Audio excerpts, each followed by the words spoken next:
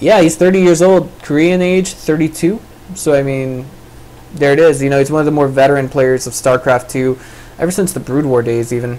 Game number 3 getting started on Cloud Kingdom LE between MacSed and Oil Rush. Thanks for being patient, guys. Thanks for tuning in. And see, that's one of the things I want to say is the advantage of language, per se. I did... Well, what is this? What on... Oh, okay, there we go. Alright. Ladies and gentlemen, the score is now tied 1-1. In the upper right-hand corner, spawning as a Zerg in the blue trunks, we have someone who's a member of my clan, someone I'm not too terribly familiar with, someone I should probably get to know better. It's none other than Oil Rush. And in the lower left-hand corner, of course, our 4th place winner from the NSL. I can't introduce him any more epically than he already has, as his name already precedes himself. He is the world's 3rd best non-Korean player according to current standings in the Team Look at Player database. It's none other than MacSed, Infinity Gaming's MacSed. Now I'm a bit curious, are we going to see the same opening from him that we did last game?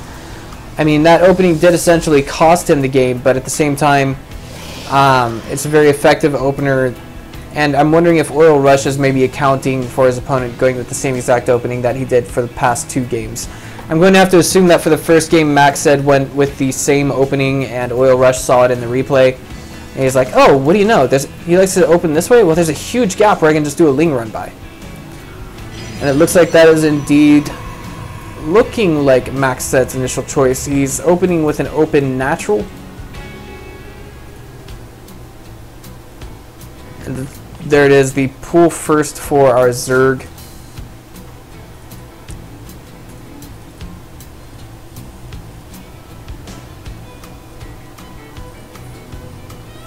I wonder, is he going to go for a hatch as well? I mean, he did last game, don't get me wrong. But at the same time, we saw nothing but Lings being cranked out after a certain point. Double gas going down again before the Cybernetics core. And I think this is actually a risky move by MacSed. He's already seen what his opponent is willing to do, but maybe he's just comfortable with this map layout. If you can just get a Zealot or a Probe on one of these Xel'Naga Watchtowers, or both of them, actually, it gives him a lot more vision, gives him a lot more comfort zone, and it looks like that is not the intent of Oil Rush presently. I don't see gas going down. It's not going to, you know, I don't think we'll see that happen anytime soon. So Oil Rush is not going with the same play that he did last game. Or is he? I did just now see the gas going down. It kind of struck me as a bit strange, a bit scary. I'm a little afraid for MacSed, really, but I'm also rooting for this Zerg player at the same time, as he is a member of the same clan as myself. 2 queens on the way. Not enough gas to get metabolic boost yet, and that won't be ready for, I want to say, easily another 60 seconds. So maybe we won't see that timing run by that I was expecting. Sorry, I did hear a Zealot swinging away at something in the background. There it is. Mothership core out and on the way. However, once that second queen pops, and that will be long before the Mothership core arrives, I don't think we're going to see this Mothership core trying to get any harass in. It would be effective for killing a few drones, maybe 1 or 2, and then getting out. But of course, that doesn't necessarily signify that it has paid for itself. Let's check the price of one of these babies. 100, 100. So of course, not cheap.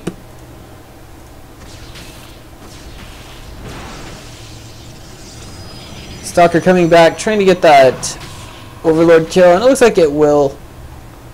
So there we go. The Mothership core absolutely changing the metagame on Cloud Kingdom LE, killing that one essential Overlord that every single Zerg player has parked over his opponent's expansion. At least if a player is able to 动脑子, and that just means move their brains, use their head. We see nothing but Lings? No, just a few Lings being cranked out right now from map control. Kind of timed out to finish with metabolic boost. This one barely gets away. 4 HP, luckiest puppy on the planet. And we have another queen on the way, even though there's no macro hatch and no third on the way, at least not just yet. I want to say maybe Oil Rush is just a little bit worried about losing Queen. These queens both getting pulled. No drones fallen just yet. Oh, time warp. Wow, okay, amazingly enough, that doesn't affect queens. It does affect drones, however. Hang on, let me check the ability for that. I'm not too familiar with this. This is actually my first tournament. Okay, warp space-time within the target's area for 30 seconds. Enemy ground units that enter the field have their movement speed reduced by 50%. Well, I guess now queens have been shifted to air because they apparently don't get affected by this.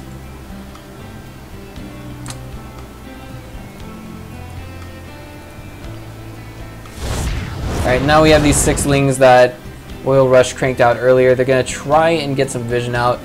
There's a Spire on the way right now, so we're going to see, I think, some mutas getting incorporated into this. I don't know what on earth any player would need corruptors for at this stage of the game. So that's basically the only assumption we can go with.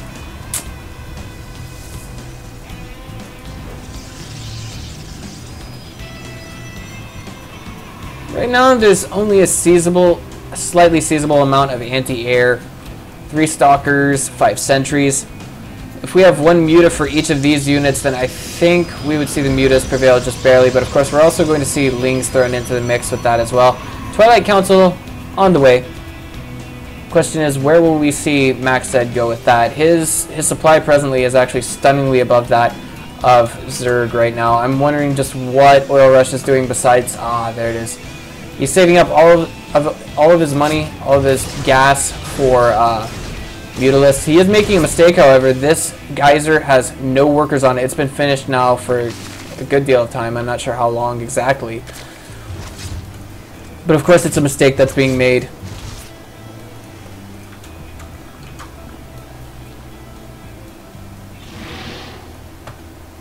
Hallucinated Phoenix, I do believe, caught wind of that. Where is it? Let me go back and check that. He knows that there's something here, not necessarily a Spire per se. I don't know if he clicked on it. I should have caught that. Ling's running around the map, and we have basically Oil Rush just being a little teeny bit paranoid of whether or not his opponent took the Xel'Naga watchtowers, and this is not the spot that he wants to engage in. He doesn't have his mutas in the mix. He's going to get a couple of stalkers, that much is for sure, but how much is he going to lose in return? Okay, so 3 stalkers fall there. Not quite sure if they paid for themselves, but they did actually take down a significant amount of anti-air. And right now, let's go back to the main. Okay, just maybe a minute ago, we did see Oil Rush put 3 drones on an extractor. More mutas being cranked out. The 3rd was never put down for MacSed. And I really want to say MacSed is in some kind of heap of trouble. Blink is just now finishing up, so he can rapidly move and transition between bases. And just in time, he puts a cannon on that Nexus. It might scare off the mutas for just a bit. I think he was a bit wasteful to warp in a Stalker here. It is now in red HP, and it will be less combat effective in the future. Blink now finished. Of course, MacSed being wise enough not to blink away.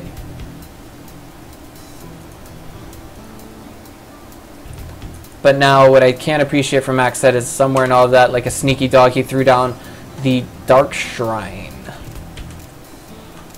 I don't think, you know, in all of that harass that we saw Oil Rush doing, I think he paused for just a moment. He stopped moving his mutas.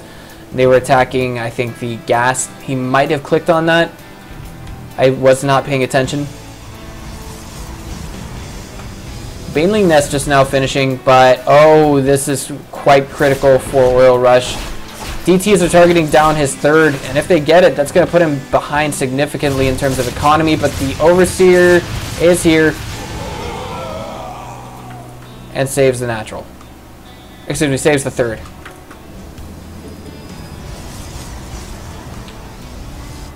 I think we see, you know, it was a fairly effective harass by MacSed. It at least pulled the Zerg army off of his front doorstep, and now he has the ability to warp in Archons. Archons are very effective against mutas and lings, but of course, I'm a little curious, just is he going to be ready for this? I think he's geared up to lose a lot of probes here if he's not careful. Cannon getting targeted down. Mutas getting 3, 4, 5 probes out of that. Super Cannon going down on the Nexus, and there we go. Oil Rush clicking down that Photon Cannon at the last second. By the way, I do believe that cannon has a range of about 60. Wait, but there's another engagement right here. Lings did catch these guys out in the open, and this is not good. This is a divided army for MacSed.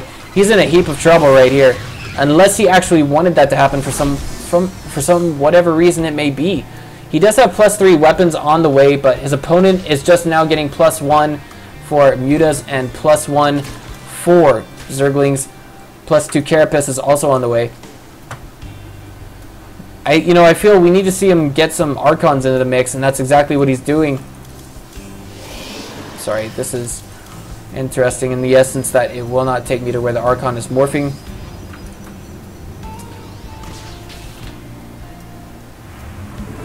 More Archons into the mix. I don't know what we could see from Zerg right now that'll counter that. He does have centrifugal hooks being researched here.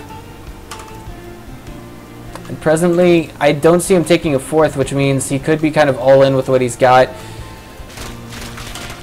Frankly speaking, I think at this stage in the game, Zerg should at least have a 4th on the way, especially when his opponent has already had a 3rd established for at least a significant amount of time. 5 Banelings on the way for Zerg. He's got room for a lot more.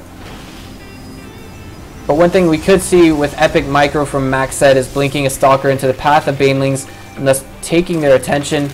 He's going to need a lot of blink to do that. Right now, the one thing that's suffering for our Zerg player is his mineral income. You can just check that real quick. He doesn't have enough minerals to keep up with his Baneling production. Mutos did just catch some kind of fire there just a minute ago. And I just wish that Observer would come into play and catch on to what's happening here. That's a lot of Banelings, and there's like no force fields here to take care of it. I want to say that we're going to see MacSed in a lot of trouble if he's not careful.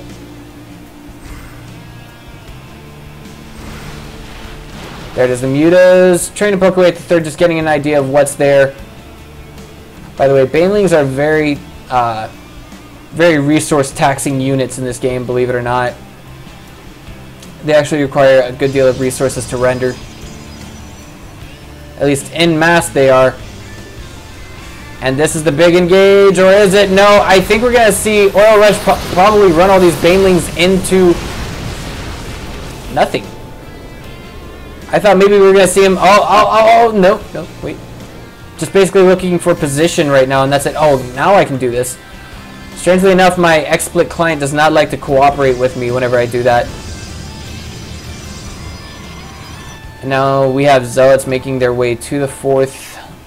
Trying to put on a bit of a distraction, and definitely, that's for a safer call in the game. But I think MacSed's making a slight mistake here by walling it in. He does get a cancel on that 4th. Good job. No, I don't think it was a cancel. I think it was a kill. +3 attack, certainly showing now on the main army of MacSed. And both players are rather hesitant to engage.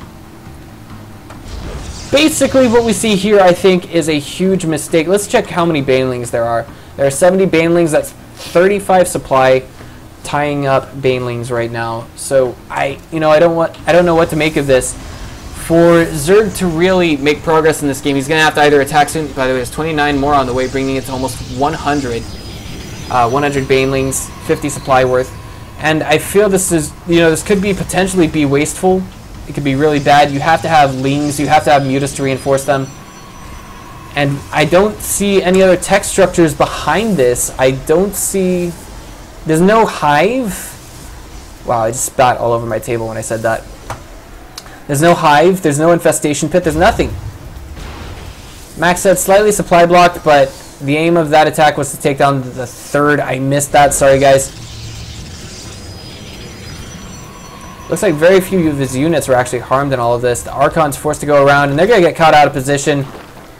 But where is it going to go from here? I don't know. I think MacSed could be in a heap of trouble for a change. That Archon falls in just a split second. Epic force fields going down. For once, I am reaching less than 20 frames per second in a significant deal of this game. Huge cannon going down, mega cannon going down on the Nexus for MacSed. But I don't think that's going to be enough. It does fall. And the main army here is now getting just totally obliterated for MacSed. I don't think we're going to see him move on to the next round. It's just hard to say. He has to push back now with everything that he's got. He's got Archons in front, tanking for everything. Time Warp slowing down everything in there. It's just not going to help. There's too much Zerg coming back here. And right now, MacSed is down 2 bases. He's got to blink all of those Stalkers out. Archon up here doing as much damage as humanly possible. All the probes getting pulled. Nope, put on the 3rd just as it is rebuilt. Storm now on the way. And this is just one of those, oh my god, what the hell just happened moments of Heart of the Swarm.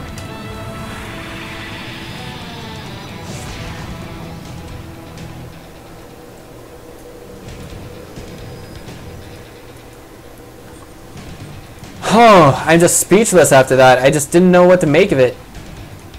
And now we have finally the tech up coming from Oil Rush. We do need to see MacSed move out and make something happen.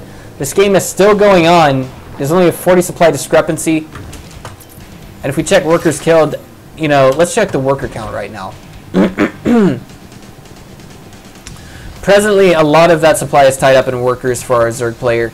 A lot of it's tied up in Lings, but of course, if you go Lings versus whatever we have here, I think, you know, hands down, those Lings are going to win. I mean, albeit there are Storms in the mix, no doubt, but, you know, it's just... It's going to come down to more than just Storms. It's going to come down to Micro, and there it is, the supply jump from Oil Rush. Excuse me, wrong button. I meant to hit Control-Shift F. Nothing in production for MacSed. He realizes, hey, I got to make something happen. Beautiful Storms going down, really just taking the Protoss, excuse me, the Zerg army into almost oblivion and nothing more. Lots of workers getting pulled. Roaches going down.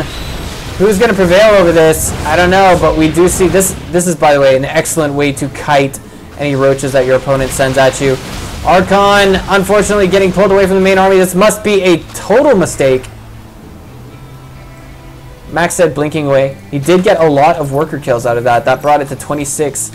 Like, oh my god, the splash damage, the AoE, everything. You know, MacSed's really got to refocus his efforts on, I want to say, resources. He's got 6 idle probes here. I want to say maybe a part of him is giving up. This is only a slight mistake. Only a slight mistake. It's not over yet. But here we just have the Zerg army parking itself out nice and comfortably. And amazingly enough, we don't have him being just completely and totally aware of what's here. No Overseer here. Actually, I don't know where the closest one is, to be honest. It's all the way down here. There's not another one in production. Doing a good job of being super annoying as Protoss. Good job by MacSed, no doubt. But presently, what is he doing with all of his income? That's what I really want to see. That's what I really want to know. I mean, this game is kind of dragging on. You know, there's an 80 supply difference, almost. And a lot of it is tied up in 2-1 roaches for Zerg, along with their Lings. And 2 armor, 3 attack Stalkers combined with Archons and High Templar. Now, no doubt, if this was a 200-200 fight, I would say, you know, if MacSed at 200 versus Oil Rush is 200, presently, with the current compositions we see, we would see MacSed coming out on top, hands down, but here it is, blink forward, MacSed, I think, trying to do a bit of a face check or taking advantage of the fact that there's no infestors immediately present to fungal his Stalkers. And here it is, guys. Time Warp going down along with Psystorm. Magnificent combination. We see MacSed making perfectly beautiful use of everything that he's got. He's trying to show Oil Rush, I'm not afraid to take a stand against you. I'm not afraid to fight you off. And I'm going to fight to the very end, just as everyone did on Ire.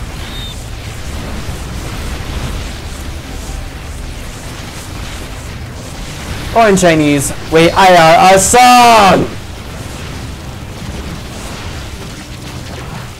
Immortal's pushing everything back, but I wonder if everything... Where did everything go? My god. I think Oil Rush just backed off. You know, he's like... Oh man, that's a pretty big army. I don't want to deal with that. Maybe there's some DT harass coming down. It looks like the DT is going down here. And the Infestors... Ooh, they missed the fungal! Oh, they missed the fungal again! And the Roaches are trying to give him a hug down here. And MacSed says, screw it, I'm moving out, I'm attacking, I don't care what you do to me now. I want to say both players are numb at the fingers, but right now MacSed is certainly gaining a slow but sure advantage. There is a DT in this composition. I think it should be moved to killing the mineral line over here. Be perfect time to take advantage of that. Fortunately, Infested Terran's moving into position. They might just get one Immortal. They target it down. It's in red HP. It survives just barely. This is one of those tooth and nail games, ladies and gentlemen. It's been dragging on now for 30 minutes, and I want to see who's going to win this. We have the almost insurpassable production of Oil Rush going up against the almost insurpassable micro of MacSed. And Blinkstalker's blinking forward, taking advantage of the no energy Infestors. Workers being pulled off of the mineral line, and my god, this is just an amazing game. MacSed coming back, pushing back, killing Oil Rush after such an amazing disadvantage. My god, Oil Rush loses the game. MacSed goes on to the round of 8.